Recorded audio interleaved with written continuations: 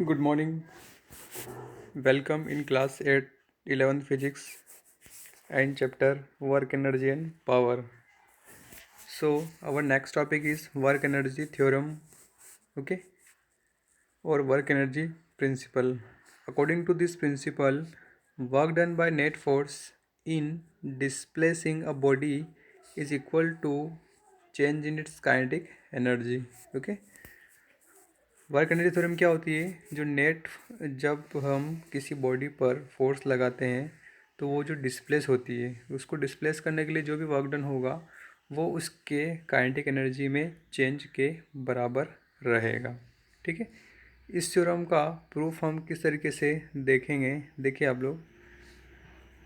We know that small amount of work done by the applied force on a body D W equal to क्या होता है? F into D S, where D S is the small distance moved by the body in the direction of applied force. Okay, so force equal to क्या था? Mass into acceleration. तो mass acceleration क्या हो गया आपका? D V by D T. Okay, तो work done कितना हो जाएगा? F into D S. तो यहाँ से आप फोर्स की वैल्यू रख दें M into D V by D T और ये डी एस। अब देखिए एम हमने इधर रखा, D S by D T into D V. अब D S by D T क्या होता है? वेलोसिटी होती है, हम जानते हैं। तो यहाँ से क्या हो जाएगा? D W equal to M V D V. Now total work done by the applied force on the body in increasing its velocity from U to V. Total work done, ठीक है, डब्ल्यू इक्वल टू क्या हो जाएगा? You से we आप उसको क्या करें? इंटीग्रेट कर दें, एम वी डी डब्ल्यू। तो एम बाहर आ जाएगा वी इंटू डी वी और लिमिट वी से यू से वी तक। अब देखिए यहाँ पे v की पावर 1 है तो 1 प्लस 1 कितना हो जाएगा? ऊपर v की पावर 2 हो जाएगा और नीचे n प्लस 1 होता है तो ये कितना हो जाएगा? 2 हो जाएगा u से v। तो w equal to 1/2 m V square minus U. इसको जब हम लिमिट पुट करेंगे तो half M V square minus half M U square हम इसको लिख सकते हैं। ठीक है, तो देखिए हम मान लें कि half M V square final kinetic energy है और half M U square initial kinetic energy है। ठीक है, तो W इक्वल टू क्या हो जाएगा? के F minus K I, initial final minus initial, that is the increase in kinetic energy of the body. और work done on the body equal to increase in kinetic energy. Okay, तो ये हो गया आपका वर्क एनर्जी थ्योरम। आप इसको अच्छी तरीके से इसका स्टेटमेंट लिख लें और इसको अपनी कॉपी में डिराइव कर लें। ओके, अब देखिए एक न्यूमेरिकल दिया हुआ है इसके ऊपर, आप लोग इस न्यूमेरिकल को भी देख लेंगे। ठीक है, ये न्यूमेरिकल है, इसमें सारी चीज़ें दे रखी है। Find the average fractional force that would stop a car weighing 500 kg in a distance of 25 metre if the initial speed is 72 kilometre per hour. ठीक है, मास दे रखा आपको, इस एस डिस्टेंस दे रखी है, वी जीरो है, यू आपको दे रखा है, इसको आप मीटर पर सेकंड में कन्वर्ट कर लें और ये प्रिंसिपल लगा दें आप। ठीक है, तो यहाँ से फोर्स जो है वो निकल जाएगा इस तरीके से। ठीक है, अब देखिए पोटेंशियल एनर्जी क्या होता है? Potential energy of body is defined as the energy possessed by the body by virtue of its position और कॉन्फ़िगरेशन इन सम फील्ड। ठीक है, जिस भी ऑब्जेक्ट की पोजीशन या उसका कॉन्फ़िगरेशन के बारे में हमें पता चलता है, ठीक है, वो उसकी पोटेंशियल एनर्जी को बताएगा। ठीक है, potential energy is the energy that can be associated with the configuration or arrangement of a system of object that exert forces on one another. ठीक है, कि किस तरीके से उस पूरे ऑब्जेक्ट के ऊपर फोर्सेस जो है वो लग रहा है, एक्सर्ट हो रहा है एक दूसरे के ऊपर। ठीक है, obviously it is configuration of the system changes then its potential energy also changes. ठीक है, अगर मान लो उसका कॉन्फ़िगरेशन अगर चेंज होता है, अरेंजमेंट अगर चेंज होता है तो पोटेंशियल एनर्जी भी क्या होती है? चेंज होती है। दो टाइप की, ग्रेविटेशनल और इलास्टिक पोटेंशियल एनर्जी। ठीक है, ग्रेविटेशनल और इलास्टिक पोटेंशियल एनर्जी। सबसे पहले हम देख लें ग्रेविटेशनल पोटेंशियल एनर्जी क्या है। Gravitational potential energy of body is energy possessed by body by virtue of its position above the surface of the earth. ठीक है, जब भी हम अर्थ के सरफेस पे बात करेंगे तो वो रहेगी आपकी ग्रेविटेशनल पोटेंशियल एनर्जी। ठीक है, किस तरीके से हम इसको कैलकुलेट करेंगे? सब हमने मान लिया कि किसी भी ऑब्जेक्ट का मास कितना है? एम है, जी क्या है? एक्सेलरेशन ड्यू टू ग्रेविटी, और एच जो है वो height through which the body is raised, ये उसकी क्या हो गई? हाइट हो गई। ओके, नाउ ये यहाँ पे आप देख लीजिए इस तरीके से। ये हाइट है, ये फोर्स है, ये उसका मास है। If you suppose the height h is not too large and value of g is practically constant over the height, तो जो फोर्स की वैल्यू क्या हो जाएगी, मास इंटू एक्सेलरेशन होता है। ठीक है, तो हम उसको एक्सेलरेशन क्या लिख सकते हैं, g लिख सकते हैं, क्योंकि एक्सेलरेशन ड्यू टू ग्रेविटी यहाँ पर लग रहा है, नीचे की तरफ एक्सेलरेशन है, तो हमने g यहाँ पे मान लिया। The distance move is in the direction of applied force, so work done equal to क्या था, फोर्स इंटू डिस्टेंस, तो फोर्स कितना है, एफ इंटू डिस्टेंस कितनी है, एच, ये डिस्प्लेसमेंट हो रहा है यहाँ से लेकर यहाँ तक। ठीक है, तो एफ की वैल्यू आप रख देंगे एम इंटू जी, और ये एच हो जाएगा आपका। So this is the gravitational potential energy. Okay,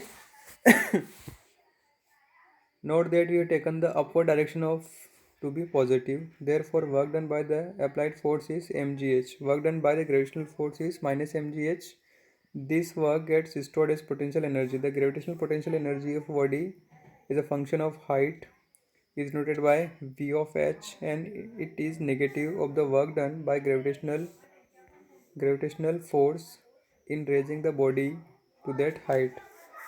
ठीक है, तो ग्रेविटेशनल हम क्या मान लें उसको, नेगेटिव डाउनवर्ड डायरेक्शन में है। ठीक है, ये देखिए, ये जो वी ऑफ एच है, वी ऑफ एच हमने क्यों लिखा, क्योंकि ये जो पोटेंशियल है, ग्रेविटेशनल पोटेंशियल एनर्जी, ये हाइट का फंक्शन है। मतलब जैसे जैसे हाइट बढ़ती जाएगी या कम होगी, उसके हिसाब से एनर्जी में क्या होगा, चेंजेस आएगा आपका। ठीक है, इस तरीके से। इसका डेरिवेशन पे आपको जाने की ज़रूरत नहीं है। अब देखिए, gravitational potential energy of a spring, spring की पोटेंशियल एनर्जी क्या होगी, हम ये यहाँ पे देखते हैं। Spring can be of many types, important among these are helical spring, helical मतलब ये इस तरीके से। ठीक है, and spring it usually we assume that spring are massless, therefore restoring elastic force in a spring is same elsewhere. ठीक है, now what is the definition of this, the potential energy of a spring is the energy associated with the state of compression or expansion of elastic spring।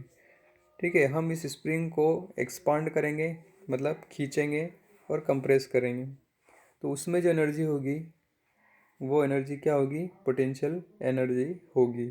ठीक है, ठीक, potential energy of spring. किस तरीके से हम इसे calculate करेंगे, देखिए, to calculate it consider an elastic spring O A, हमने एक इलास्टिक स्प्रिंग लिया ओ ए ऑफ नेग्लिजिबल मास, कि हम इसका मास हम नेग्लिजिबल मान रहे हैं।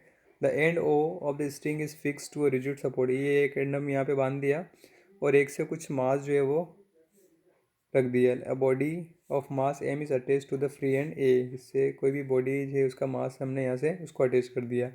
Late the spring be oriented along X axis and the body of mass M lies on the perfectly frictionless horizontal table. ठीक है, हमने इसको एक्स एक्सिस के डायरेक्शन में रख दिया और एक फ्रिक्शनलेस हॉरिजॉन्टल टेबल पर इसको रखा हुआ है। The position of the body A when spring is unstretched,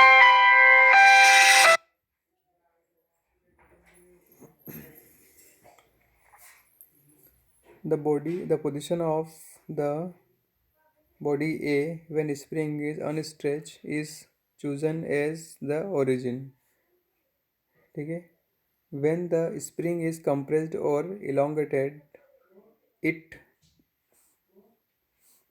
tends to recover its original length on account of elasticity. The types of force, the force trying to bring the spring back to, तो हम क्या करेंगे, जैसे इसके ऊपर इसको, इस मास को मैंने पकड़ के खींचा, इस मास को मैंने जैसे मान लीजिए कि यहाँ से इसको इस तरीके से स्ट्रेच किया इस डायरेक्शन में, तो क्या होगा, ये मास वापस अपने ओरिजिनल पोजीशन में आने की कोशिश करेगा, मतलब स्प्रिंग उसको खींचेगी और ये अपनी ओरिजिनल पोजीशन पे आने की कोशिश करेगा यहाँ पर।